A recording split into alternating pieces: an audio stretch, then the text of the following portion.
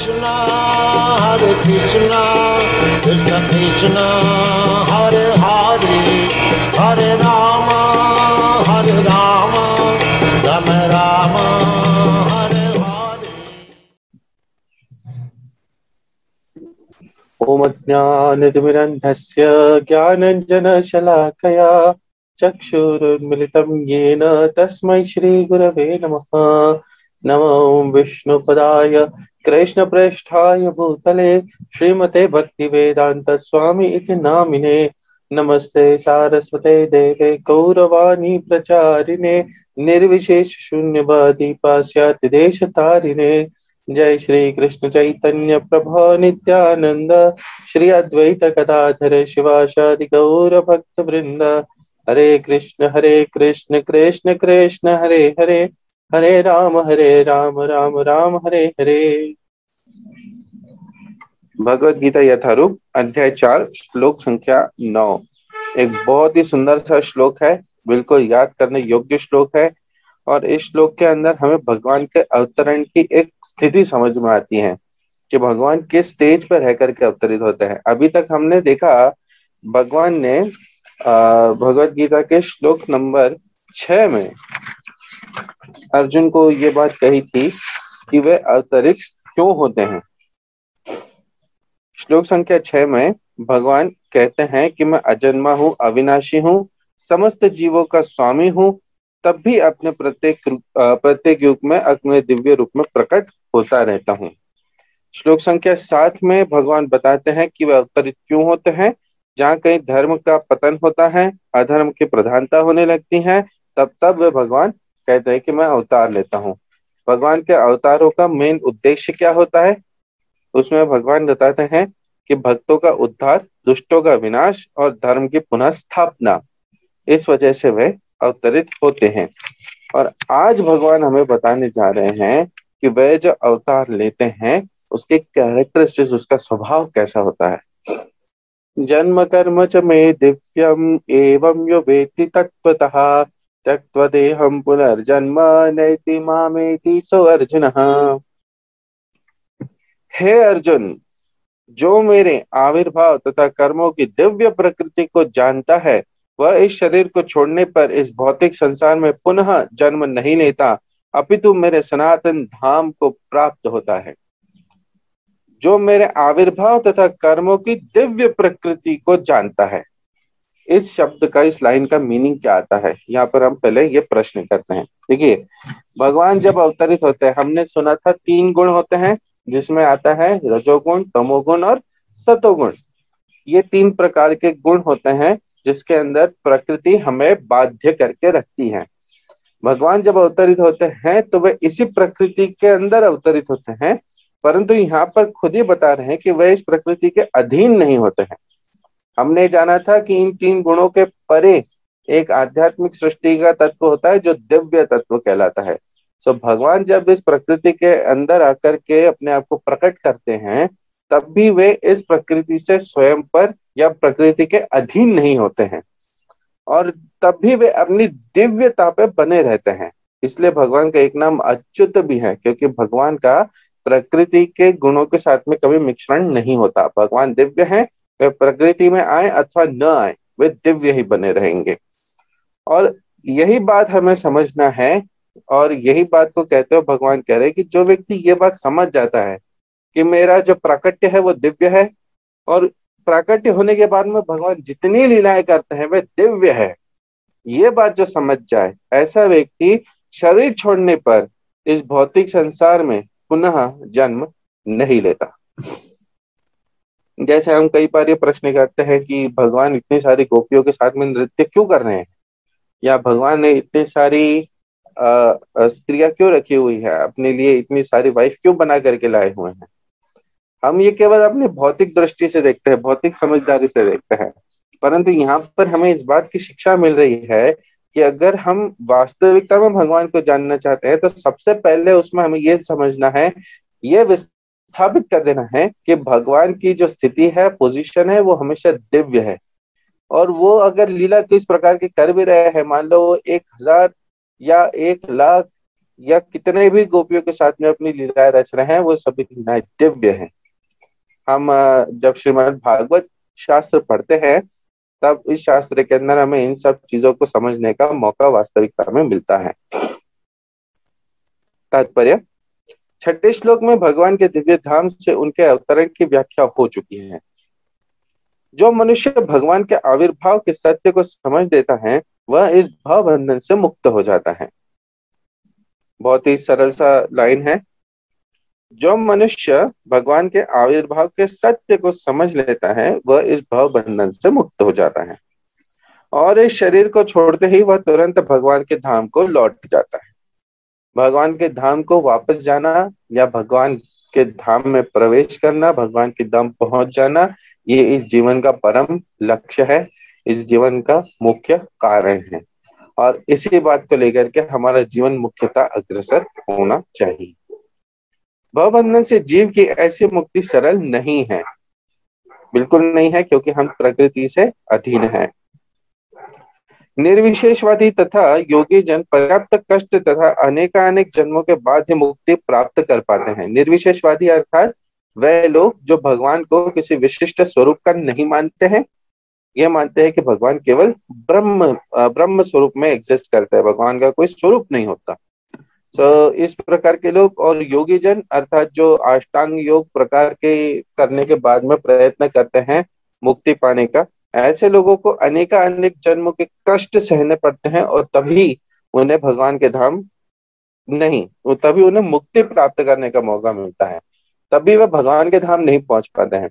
जैसा हमने एक सेशन में जाना था कि मुक्ति अर्थात प्रकृति से बाहर जाना है, प्रकृति के बाहर ब्रह्म भी है, वो ब्रह्म तक पहुंच जाते हैं, परंतु चूंकि आत्मा का स्वभाव है कि नित्य वो कुछ न कुछ करना चाहती है, कुछ न कुछ एक्टिविटी करना चाहती है, इसलिए एक्टिविटी करते हुए चूंकि वहां पर ब्रह्म में भगवान की सेवा का मौका नहीं मिलता है, अवसर नहीं मिलता है, आनंद नहीं मिलता है, इसलिए वह ब्रह्म से लौट करके वापस प्रकृति में आ गिरती हैं। इतने पर भी उन्हें जो मुक्ति भगवान की निराकार ब्रह्म ज्योति में तादात्म्य प्राप्त करने के रूप में मिलती है, वह आंशिक होती है और इस भौतिक संसार में लौट आने का भय बना रहता है। किंतु भगवान के शरीर की दिव्य प्रकृति तथा उनके कार्यकल्पों को समझने मात्र से भक्त इस शरीर का अंत होने पर भगवत धाम को प्राप्त करता है और उससे इस संसार में लौट आने का भय नहीं रह जाता। कैसे? भगवान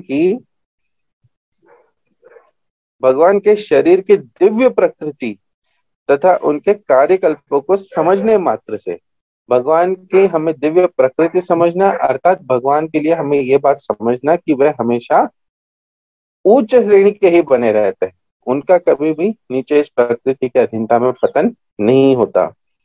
और केवल वही नहीं, परंतु उनके कार्यकल्पों को समझना अर्थात उनके सभी लीलाएं जितनी होती हैं वे लीलाएं असाधारण है, ये बात समझना। ऐसा व्यक्ति शरीर के अंत होने पर भगवान के धाम को चला जाता है और उसे इस संसार में लौट आने का भय नहीं रहता।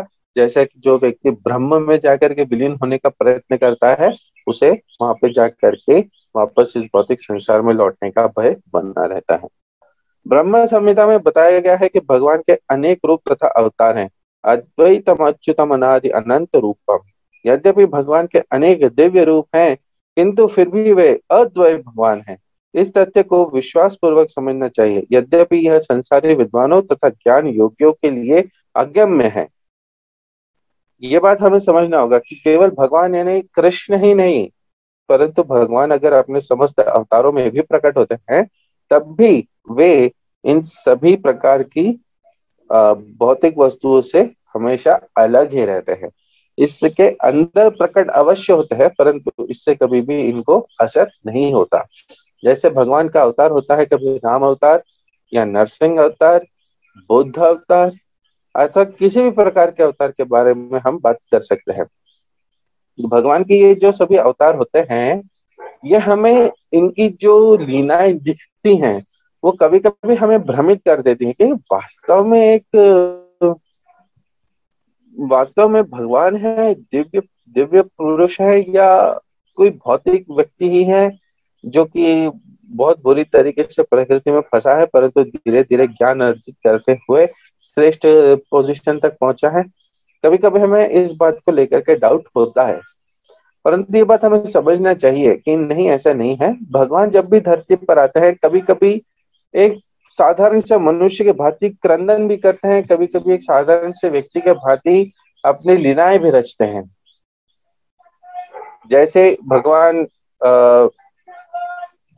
जब एक बार लड़ने के लिए पहुंचे थे काल नेमी के राक्षस के नाम के साथ में, तो उससे लड़ते हुए भगवान रन छोड़ करके भाग गए थे। भगवान रन छोड़ करके भाग गए, इसका मतलब एक साधारण से प्राणी की भांति, साधारण से मनुष्य की भांति वो ऐसा प्रतीत कर रहे थे कि मान लो वो डर गए हैं। परंतु जब आचार्य उस लीला को और गहराई में बताते हैं, तो वो बताते हैं कि भगवान कृष्ण किस प्रकार से भागे थे। वे कालनेमी के इतने ही दूर भागते थे जिससे कि कालनेमी का उत्साह बना रहे कि अब पकड़ रहा हूं भगवान को, मैं अब पकड़ रहा हूं भगवान को। भगवान थोड़ा सा धीरे भागते, जब कालनेमी थकने लगता, इससे कालनेमी को दोबारा से ताकत आती कि अब और जोर से भागूंगा तो कृष्ण को पकड़ लूंगा। वो थोड़ा और जोर से भागता तो भगवान और जोर से गति पकड़ लेते। इस प्रकार से भगवान उसके साथ में खेल खेलते हुए उस रण से भागे। भौतिक दृष्टि में देखने के लिए मिलेगा कि भगवान को इसी वजह से रणछोड़ कहा जाता है, कि भगवान ने अपना रण छोड़ दिया, अपनी लड़ाई का मैदान छोड़ करके भाग गए। परंतु यहाँ पर भगवान की लीला बहुत ही दिव्य है। यहाँ पे हमें समझ में आता है कि भगवान जब उस प्रकार की दौड़ भी लगा रहे थे, तो उस दौड़ का आस्वादन भी भक्त इस प्रकार से करते हैं कि भगवान की लीलाओं को वहां पर समझा जाता है। इस प्रकार से वे काल नेमी को बार बार उत्कंठा प्रदान कर रहे थे कि चलो आओ अब पकड़ो, चलो आओ अब पकड़ो। केवल वही नहीं, अभी तो भगवान की लीलाओं का केवल एक उद्देश्य नहीं होता है, बहुत सारे उद्देश्य होते हैं, और इन्हीं उद्देश्यों को समझने के लिए हमें आचार्यों की टीकाओं की आवश्यकता होती है। जैसे भगवान को अगर केवल और केवल काल नेमी को वध करना होता तो भगवान आसानी से कर सकते थे। भगवान को कोई इसमें भेद लगाने की आवश्यकता नहीं थी, परंतु उन्हें इस बात की समस्त ग्लोरी, समस्त वाहवाही जो देनी थी, अपने भक्त को देनी थी, मुचुकुंद महाराज को, जो कि एक गुफा में जाकर के सो रहे थे। देवताओं के लिए एक बड़े लंबे समय काल के लिए मुचुकुंद महाराज ने युद्ध किया था, और देवताओं ने जब पूछा था कि आपको क्या चाहिए बताइए, तो मुचुकुंद महाराज ने कहा था कि मुझे भगवान के धाम जाना है, मुझे पूर्ण मुक्ति चाहिए। तो देवताओं ने कहा कि देखिए, ये तो हमारे वश में नहीं है भगवान के धाम में आपको भेजना, क्योंकि भगवान का धाम, भगवान की लीलाएं सब कुछ केवल भगवान के अधीन आती है, हम में से किसी के अधीन नहीं आती है। हम तो उल्टा उनके दास हैं, उनके सेवक हैं। सो ये बात समझते हुए उन्होंने कहा कि चलिए फिर ऐसा कीजिए कि मुझे चिरकाल की निद्रा दे दीजिए, जब तक मैं सोना चाहूं तब तक सोऊं, क्योंकि मैं लंबा युद्ध करके थक गया हूं। और उसके बाद में जो व्यक्ति मुझे अपनी निद्रा से उठाएगा, वो व्यक्ति मेरी, भगवान ने उस प्रकार के भगवान उन्होंने शक्ति भी प्रदान करी थी कि उनकी आंखों में वो तेज आ गया था कि जब भी वो निद्रा से उठे, जिस व्यक्ति की वजह से उसको अपने आंखों के तेज से वो भस्म हो जाए। काल नेमी भगवान के पीछे इसी प्रकार से भागता रहा, भगवान उसको उस गुफा में ले गए। अब भगवान ने यहाँ पर गुफा में घुसते हुए थोड़ी सी तेज स्पीड पकड़ ली ताकि काल नेमी थोड़ा पीछे रह जाए, और अपना जो उनके ऊपर शॉल थी, उन्होंने बहुत सुंदर सा एक वस्त्र धारण किया था, उन्होंने वो वस्त्र वहां पर सोए हुए मुचुकुंद महाराज पर बिछा दिया और स्वयं जा करके छिप गए। अब वे तो छिप गए, काल नेमी पीछे से आया। काल नेमी को लगा कि भगवान कृष्ण वहां पर लेट गए हैं, एक तो मैदान छोड़ के भाग गए, ऊपर से उसको अवॉइड करते हुए लेट गए, सोने का ड्रामा कर रहे हैं, नाटक कर रहे हैं। काले में ने क्रोध में आकर के भगवान को उठाने की चेष्टा करी, जिससे उसने मुचुकुंद महाराज की निद्रा को तोड़ दिया। मुचुकुंद महाराज की निद्रा टूटी, उन्होंने वो वस्त्र हटाया, और जैसे ही मुचुकुंद महाराज उठे, उन्होंने काल नेमी को देखा और उनकी आंखों के तेज से काल नेमी भस्म हो गया। वहां पर कृष्ण भगवान स्वयं वापस महाराज मुचुकुंद के सामने आते हैं, चतुर्भुज स्वरूप धारण करते हैं, उनके साथ में वार्तालाप होती है, मुचुकुंद महाराज उनकी स्तुति करते हैं, और भगवान उन्हें वापस अपने धाम को भेज देते हैं। यहाँ पर हमें ये बात समझ में आती है कि भगवान की जो लीला है बड़ी दिव्य किस्म की है, एक साधारण सी लीला नहीं है कि किसी रण से छोड़ करके भाग गए और किसी दूसरे तरीके से उन्हें मरवा दिया। ऐसा नहीं। क्यों? क्योंकि भगवान के पास में समस्त ऐश्वर्य हैं, समस्त ऐश्वर्यों के स्वामी हैं, परंतु फिर भी अपने भक्तों को अपनी लीलाओं में रुचि देते हुए और हम जैसे बद्ध जीव जो भगवान को समझ नहीं पाते हैं, जान नहीं पाते हैं, हमारे लिए केवल इस प्रकार के सुंदर लीलाएं भगवान हमारे सामने प्रकट करते हैं जो शास्त्र स्वरूप में हमें पढ़ने को मिलती हैं। यही लीलाएं हमें भगवान से जोड़ पाती हैं। हम इन्हीं लीलाओं के माध्यम से भगवान से जुड़ते हैं और केवल जुड़ते ही नहीं परंतु भगवान को जान पाते हैं। इसलिए भगवान के नाम, गुण, रूप, लीला समस्त चीजें दिव्य होती हैं, साधारण नहीं होती हैं। परंतु यही नियम देवी देवताओं पर एप्लीकेबल नहीं होता है।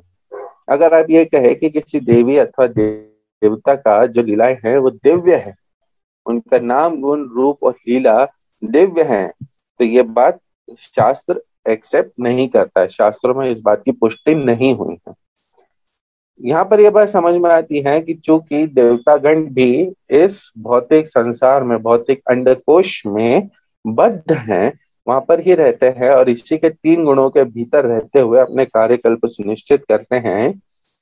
इसीलिए जो देवी देवतागण हैं वो भी हमारे प्रकार एक जीव स्वरूप में ही हैं, केवल हमसे ज्यादा वे जागृत हैं, सब हमारे से ज्यादा बड़े भक्त हैं और इसलिए हम उनका आदर करते हैं। और यहाँ पर हमें यही बात समझ में आती है कि उनकी नाम, गुण, रूप, लीला इस भौतिक संसार में ही बद्ध है, वे दिव्य संसार से आई हुई नहीं है। और भगवान आते ही हैं दिव्य संसार से केवल हमारे उद्धार के लिए। जैसा कि वेदों में पुरुष बोधिनी उपनिषद में कहा गया है, एको देवो नित्य लीला अनुरुक्तो भक्तव्यापी यंतांतरम, यंतरात्मा, क्षमा कीजिए, एक भगवान अपने निष्काम भक्तों के साथ अनेकानेक दिव्य रूप में सदैव संबंधित है। इस वेद वचन की स्वयं भगवान ने गीता के इस श्लोक में पुष्टि की है। जो इस सत्य को वेद तथा भगवान के प्रमाण के आधार पर स्वीकार करता है और शुष्क चिंतन में समय नहीं गवाता, वह मुक्ति की चरम सिद्धि प्राप्त करता है। अब इसके ऊपर केवल शुष्क चिंतन करना अर्थात स्पेकुलेट करना, अपने मन से तुक्के लगाना और बिना शास्त्र प्रमाण से विचार करते रहना कि भगवान का धाम कैसा है, क्यों चाहते हैं, कैसे रहते हैं, ये बात समझना केवल और केवल शास्त्र माध्यम से अगर हम सीधे सीधे एक्सेप्ट करते हैं तो हमें भगवान मुक्ति इजीली प्रदान करते हैं। जो व्यक्ति शुष्क चिंतन करते हैं अर्थात ज्ञान योग अथवा ध्यान योग में लगते हैं, जिसमें वे मुख्यतः शास्त्र नहीं पढ़ते अथवा शास्त्र के मर्म को नहीं जान पाते हैं, ऐसे व्यक्तियों को मुक्ति सुलभ नहीं होती है। इस सत्य को श्रद्धा पूर्वक स्वीकार करने से मनुष्य निश्चित रूप से मुक्ति लाभ कर सकता है। इस प्रसंग में वैदिक वाक्य तत्त्वमसि लागू होता है। जो कोई भगवान कृष्ण को पर ब्रह्म करके जानता है या उनसे यह कहता है कि आप वही पर ब्रह्म श्री भगवान हैं, वह निश्चित रूप से अविलंब मुक्त हो जाता है।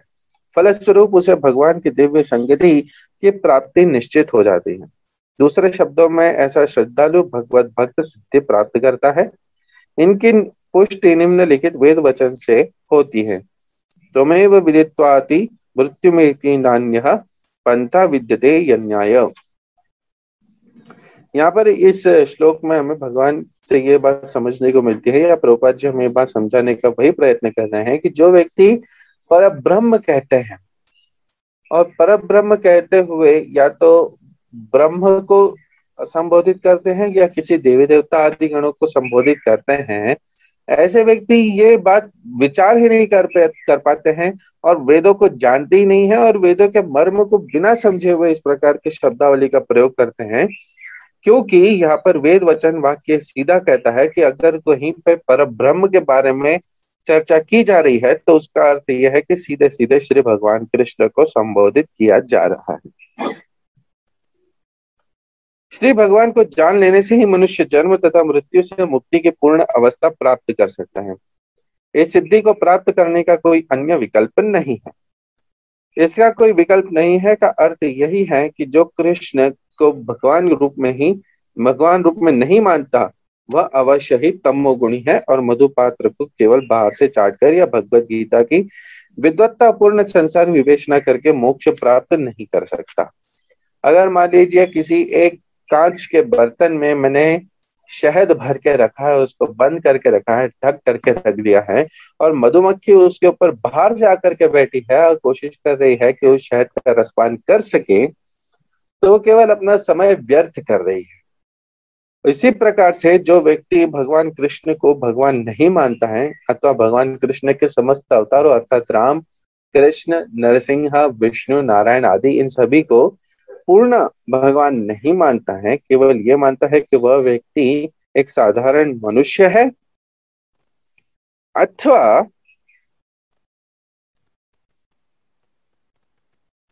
अथवा अथवा ये बात वो समझ ही नहीं पाता है कि शास्त्र किसे श्री भगवान बता रहा है, और भगवान के स्वरूप को समझ पाना उसके लिए कठिन हो जाता है, और भगवान के स्वरूप को वो मानता नहीं है, एक्सेप्ट करता नहीं है।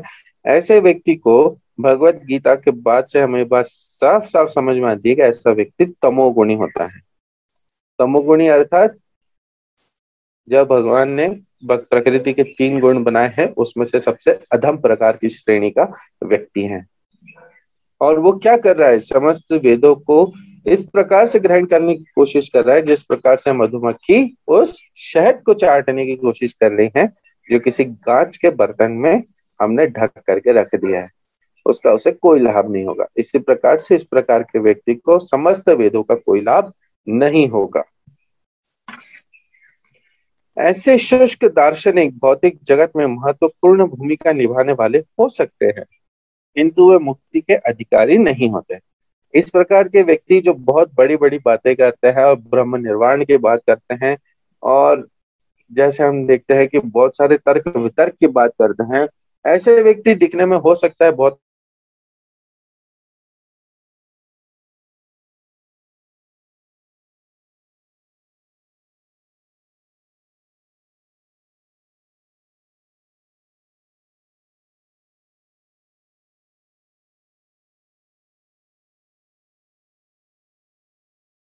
करनी पड़ती है। सो ऐसे जो व्यक्ति होते हैं, ऐसे जो लोग होते हैं जो भगवान को उनके स्वरूप में स्वीकार नहीं कर पाते अथवा भगवान को जान नहीं पाते हैं, ऐसे व्यक्ति भगवान से जब तक जुड़ते नहीं तब तक उन्हें मुक्ति मिलती नहीं। परंतु जब तक कोई भगवान का भक्त आकर के उन पर अहित की कृपा न करे, अर्थात जब तक उनका संबंध किसी भगवान के भक्त से न जुड़े, तब तक के लिए उनके लिए बात कठिन हो जाती है। परंतु भगवान का भक्त आकर के जब कुछ कृपा कर जाता है, हमारे ऊपर दया कर जाता है, तब हमारा संबंध कहीं ना कहीं भगवान से जुड़ता है और हम भगवान के इस तत्व को समझ पाते हैं। अतः मनुष्य को चाहिए कि श्रद्धा तथा ज्ञान के साथ कृष्ण भावनामृत का अनुशीलन करे और सिद्धि प्राप्त करने का यही उपाय है। इसलिए मनुष्य को क्या चाहिए, मनुष्य को ये चाहिए कि वह श्रद्धा रखें और ज्ञान प्राप्त करने के लिए किसी भगवान के भक्त के पास में जाए, कि भगवान का भक्त ही हमें भगवान के बारे में बता सकता है, और बार बार मन में यह संदेह न लाए कि क्या ये जो बात बताई जा रही है सही है, क्या ये बात बताई जा रही है जो सही है।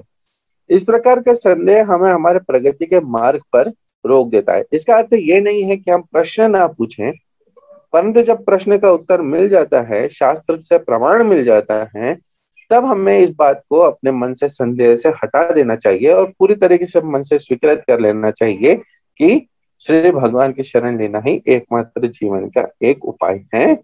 और श्री भगवान अर्थात हम भगवान श्री कृष्ण को संबोधित करते हैं।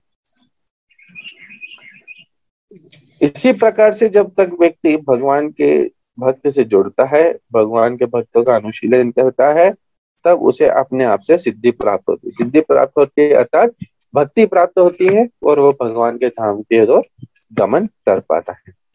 एक बहुत सुंदर सी कविता में दिखाया गया है, ए मोना दुर्मति संसार भितरे परियो छीनो आमी।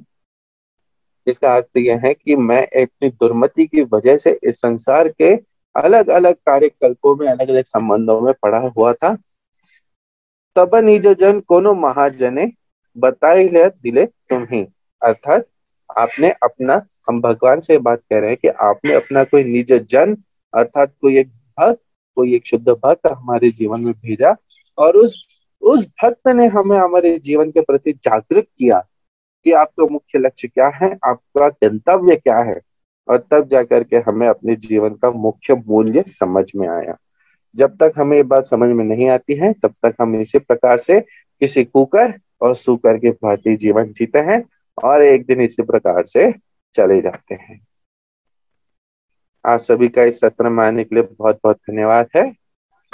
हरे कृष्ण।